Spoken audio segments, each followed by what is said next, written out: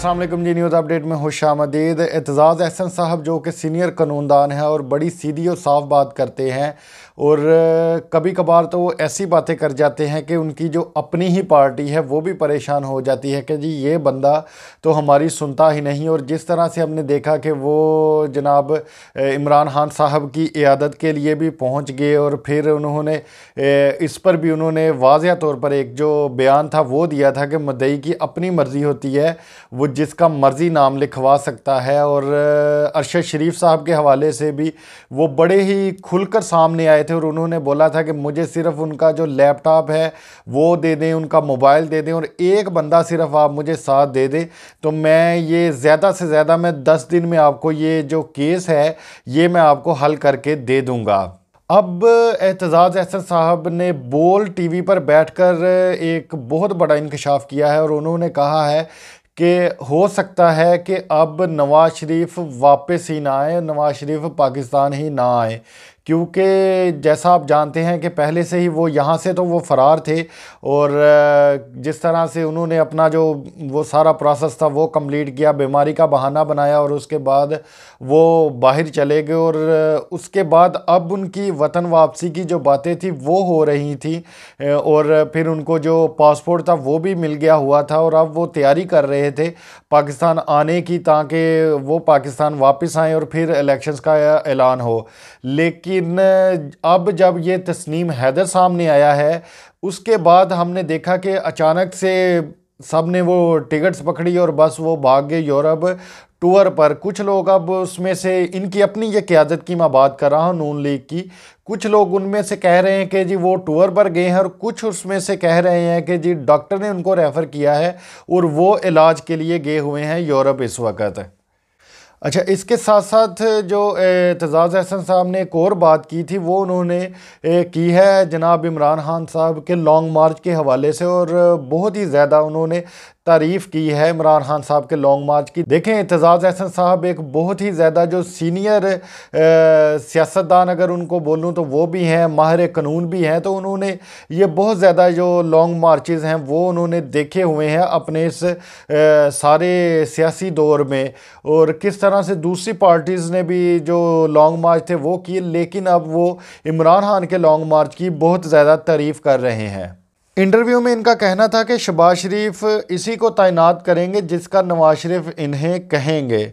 अब आप जानते हैं कि आसफ जरदारी साहब ने मुलाकात की है शहबाज शरीफ से और वो कोई और अपनी मर्ज़ी का नाम देना चाह रहे हैं और साथ आसफ जरदारी साहब ने शहबाज शरीफ को कहा है कि नवाज शरीफ ने हमेशा गलत फ़ैसला किया है और हमेशा ये सोचा कि कोई ऐसा बंदा आ जाए जो हमारे लिए काम करे, तो ऐसा तो नहीं हो सका और इस बार फिर ऐसी गलती ना दोहराएं, ये कहना है आसफ जरदारी का। उन्होंने शहबाज शरीफ साहब को कहा है कि आप इस तरह से आप इस दफ़ा जो अपनी गलती है उसको आप ना दोहराएं दोबारा से।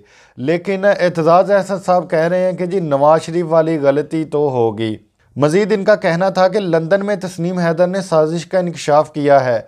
तस्नीम हैदर के मुताबिक नवाज शरीफ ने कत्ल की साजिश की। तस्नीम के मुताबिक हसन नवाज के दफ्तर में साजिश हुई।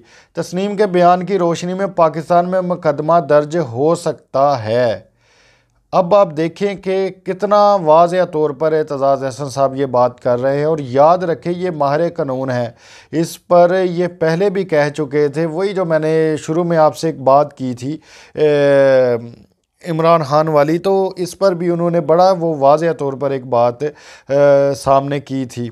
अच्छा, अब अगर देखें एक और मुकदमा दर्ज होता है तो आप खुद सोचें कि जो लोग कह रहे थे कि जी अब नून लीग की जो डूबती कश्ती है अगर कोई इसको बचा सकता है तो वो सिर्फ़ और सिर्फ नवाज शरीफ है। तो अगर ऐसा हो जाता है तो जनरल इलेक्शन में अब आप खुद सोचें कि इनका अब क्या होगा, क्योंकि आने वाली जो हुकूमत है वो तो साफ नज़र आ रही है जनाब इमरान खान साहब की है। और अगर पहले से इनके ऊपर कितने ज़्यादा जो मुकदमात हैं वो दर्ज हैं, और अगर उसमें एक और मुकदमे का इजाफा हो जाता है तो फिर अब पता नहीं इसके बाद अगर ये वतन वापस आते हैं और इमरान खान साहब इलेक्शन जीत जाते हैं तो फिर मुझे नहीं लगता कि अब कोई ऐसी कोई बीमारी रह गई है कि जिसका अब ये दोबारा से बहाना बनाकर बाहर भागेंगे। अच्छा, मज़ीद ये कि नवाज शरीफ पर इक़दाम कत्ल साजिश की दफ़ात लग सकती हैं। उन्होंने कहा कि तस्नीम ने अरशद शरीफ इमरान खान हमले का बयान दिया। तस्नीम के बयान पर नवाज शरीफ को हमले में मुलजिम बनाया जा सकता है, लेकिन लंदन पुलिस तस्नीम के बयान को संजीदा नहीं लेगी। तस्नीम हैदर के इंकशाफात बतौर सबूत काफ़ी नहीं, वो इसके बयान से मुतमईन नहीं। एतजाज़ अहसन ने कहा कि तस्नीम हैदर ने कत्ल का इल्ज़ाम नवाज शरीफ पर लगाया। मेरे ख़्याल से नवाज शरीफ वतन वापस नहीं आएंगे। ये वही बात जो मैंने शुरू में की थी कि ये बहुत बड़ा एक उन्होंने इंकशाफ कर दिया है। अच्छा, नवाज शरीफ का वापस आना मुश्किल हो गया है। उन्होंने कहा कि पाकिस्तान में एक तरफ राणा सनाह और दूसरी तरफ उमर सरफराज चीमा है।